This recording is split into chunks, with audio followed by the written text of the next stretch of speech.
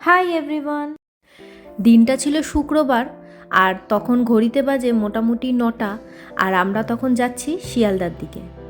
আর শিয়ালদা কেন যাচ্ছি তোমরা তো থাম্বনেল দেখে আন্দাজ করেই নিয়েছো যে আমরা যাচ্ছি তারাপীঠ। আমাদের ট্রেন ছিল গৌড় এক্সপ্রেস। শিয়ালদা থেকে টাইমিং ছিল 10:15। তাই আমরা শিয়ালদা নেমে গৌড় এক্সপ্রেস কোন প্ল্যাটফর্মে আছে সেটা দেখে উঠে পড়লাম ট্রেনে। আর আমাদের ছিল স্লিপার কোচ। এর আগে 1-2বার যখন তারাপীঠ গিয়েছিলাম সবকটাতেই সিটিংয়ে গিয়েছিলাম। আর যদিও এত রাতের ট্রেনে কখনো যাইনি, এইবারই প্রথম। বেশ ভালোই লাগলো, কিন্তু ঘুম তো হয়নি। মনে হচ্ছিল যদি স্টেশন চলে যায় তখন কি হবে, ঘুমিয়ে পড়লে। আর সবাই টাইমের আগেই রেডি হয়ে বসেছিলাম কখন আসবে রামপুরহাট। আর তাই সেই ফাঁকে আমিও একটু ভিডিও করে নিয়েছি। ট্রেন থেকে নামতেই ঠান্ডা কিন্তু বেশ লাগছিল, তাই 1 কাপ চা না খেয়ে পারলাম না।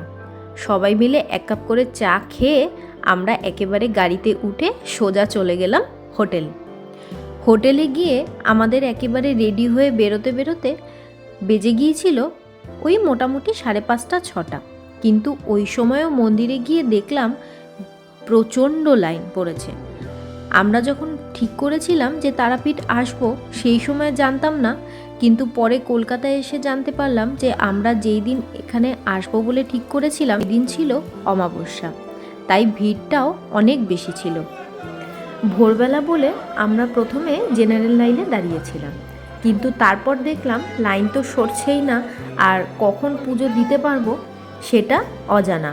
আর তাই আমরা স্পেশাল লাইনে দাঁড়িয়ে লাস্ট অফ অল পুজো দিতে পেরেছিলাম।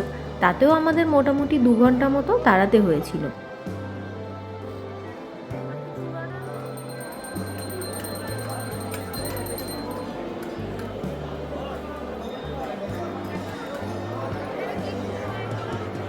আর এতক্ষণ লাইনে দাঁড়িয়ে এত ক্লান্ত হয়ে গিয়েছিলাম আমরা, তারপর এই দিকটায় এলাম একটু রেস্ট নিতে।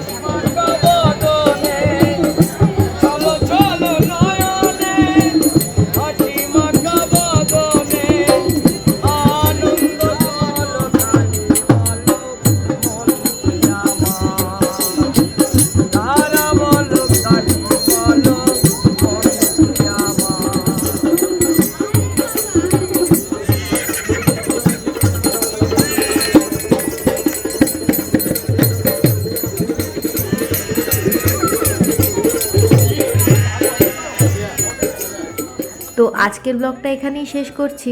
আমাকে কমেন্টে অবশ্যই লিখে জানিও তোমাদের এই ব্লগটা কেমন লাগলো। আর দেখা হচ্ছে আবার নতুন ব্লগে। আর নতুন নতুন ব্লগ দেখার জন্য আমার চ্যানেলটাকে লাইক, শেয়ার আর সাবস্ক্রাইব করতে ভুলো না।